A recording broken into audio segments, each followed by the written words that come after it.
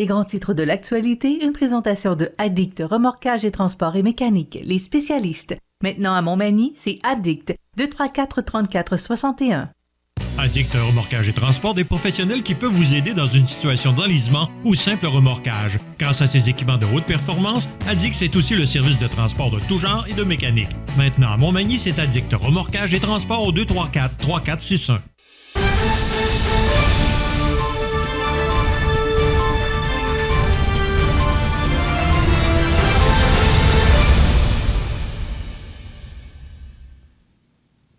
Les grands titres de l'actualité de ce mardi 19 juillet. José Soucy, bon matin. Bon matin. Écoute, on revient sur la jeune fille qu'on a recherchée samedi soir et qu'on a retrouvée dimanche après-midi. Écoute, bon, j'ai bien vu ton texte là, que tu as écrit là-dessus et le suivi que tu as fait auprès de la Sûreté du Québec. Mais j'essaie d'imaginer comment les parents... bon, on dit que ça peut être un manque de communication, José, là. D'ailleurs, tu as une fille de 9 ans, là. Ouais. Comment tu peux vivre un événement comme ça? Parce que on a commencé à la rechercher samedi soir à 20h30 et on l'a retrouvée dimanche après-midi à 14h. Elle était en sécurité, mais quand même, moi qui est père poule, là, permettez-moi cette expression-là, je ne sais pas comment j'aurais vécu ça. Alors, j'imagine que les parents ont dû vivre ça assez difficilement. Ben, c'est évident, là. Elle est en sécurité, oui, mais on l'a su après coup. Oui. Dans la nuit de samedi à dimanche, là, c'est clair que tu n'as pas dû bien filer si c'était le parent de la jeune fille en question.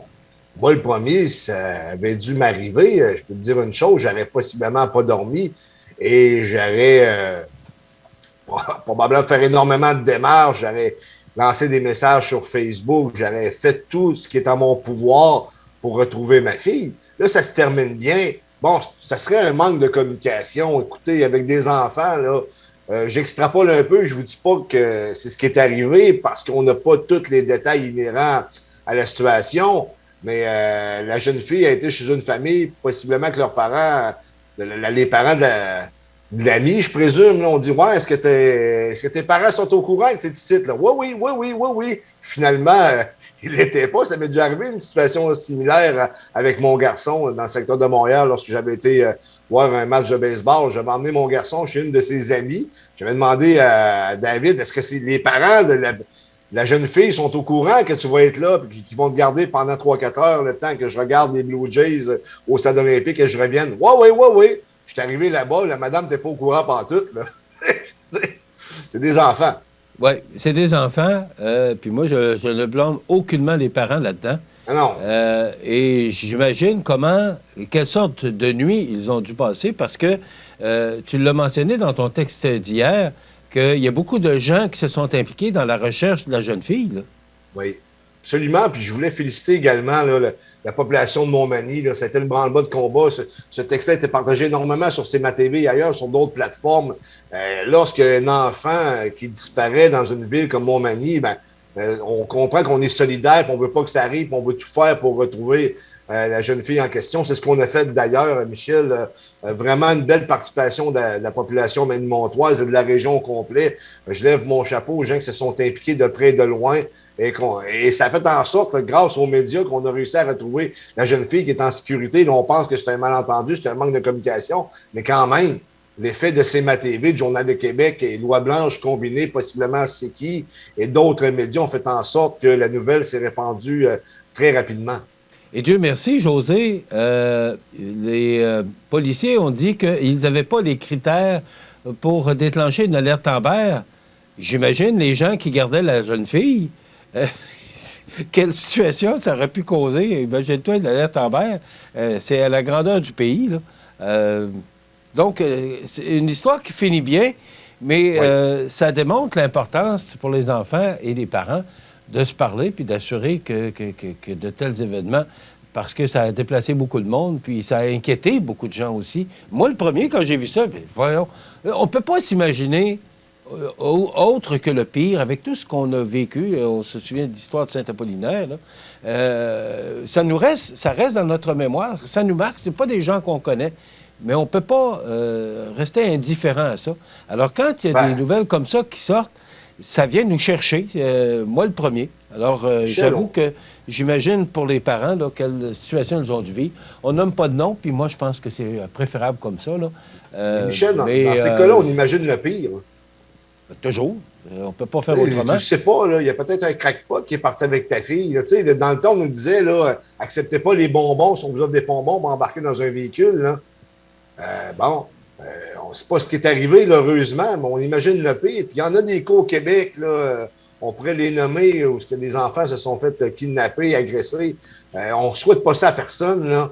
Et, comme parent, écoute, c'est la pire chose qui puisse t'arriver ou presque. Là. Comme dans le beau monde qu'on vit, il faut être vigilant, puis il faut s'assurer, là, justement, cette importance de communiquer. Quand l'enfant part de la maison, et ça, par exemple, ce sont les parents qui doivent éduquer leurs enfants à cet effet-là. Tu sors de la maison, tu me dis où tu vas, puis à quelle heure tu vas rentrer, pour être certain que tout le monde est en sécurité. OK. Bien, écoute, heureusement pour les parents et la jeune fille, là, c'est plus de peur que de mal, mais quand même, on ne reste pas indifférent à une situation comme ça. Absolument. José, on en a parlé abondamment, et même j'ai hâte qu'on arrête d'en parler. André Boisclair, qui pourrait sortir de prison dans 4 mois, je pense que il a fait le bon choix, il a plaidé coupable. Puis dans 4 mois, maximum 8, tout ça serait derrière lui. Absolument. On sait qu'il a été condamné à 2 ans moins un jour, de sorte qu'il va aller en prison, c'est-à-dire dans une prison provinciale et non au pénitencier. Le pénitencier, c'est fédéral, c'est 2 ans et plus. Il s'en sort quand même bien, mais en même temps, sa carrière politique est totalement terminée. Il n'était pas d'ailleurs à ses premières frasques, Michel. Là. On se souviendra, sous le gouvernement de Lucien Bouchard, il a été ministre, puis... il est arrivé une histoire de cocaïne et Lucien Bouchard avait réussi à enterrer ça parce qu'il mettait ça sur une erreur, le dos d'une erreur de jeunesse. Et possiblement, je pense, c'est pas le premier politicien qui a utilisé cette substance-là. Ceci dit, lorsque tu es pris la main dans le sac, il faut que tu fasses amende honorable, il faut pratiquement par la suite que tu aies un comportement parfait. Ça n'a pas été le cas d'André Boisclair. Depuis 2017 plutôt, il y a des démêlés avec la justice, là. Conduite avec les facultés affaiblies, il était rentré dans un lampadaire, ensuite de ça, des agressions sexuelles. Je pense que cet homme-là a besoin d'une thérapie et je ne pense pas qu'on va le revoir dans la sphère publique. Là. Ça commence à être un dossier trop lourd pour qu'un parti politique puisse vouloir s'affilier avec un tel individu. Les vaccins contre la COVID-19 affecteraient bel et bien le cycle menstruel, selon une étude. Il y a une étude qui est sortie, les 42 % des femmes, suite à la double vaccination, c'est-à-dire être vaccinées adéquatement, là, ont stipulé, là, l'étude stipule, là, selon les données qui ont recueilli, qu'effectivement, les femmes ont des problèmes de saignement, des saignements plus abondants. Et même dans mon entourage, j'ai des témoignages de la sorte de femmes qui ont été doublement vaccinées, qui ont eu des problèmes de saignement, des problèmes menstruels. Ça reste à suivre parce que on sait que c'est un vaccin qui est expérimental, puis on n'avait peut-être pas assez de temps ou de temps d'études pour savoir tous les effets. Seul l'avenir va nous le dire. Nous verrons bien par la suite. OK. Bien, écoute, simplement rappeler aux gens que cet après-midi, tôt ce soir, les conditions sont propices à la formation d'orages violents pouvant produire des rafales fortes, de la grêle de grosse taille et de la pluie forte. Donc, c'est pour les prochaines heures. Alors, prévention. Vaut mieux prévenir que guérir. José, merci. On se retrouve demain, alors qu'on aura la dernière chronique culturelle avec Jonathan Renière et on recevra Isabelle Genet, présidente et directrice générale de Centraide Québec. Chaudière-Appalaches. Ça complète. À demain.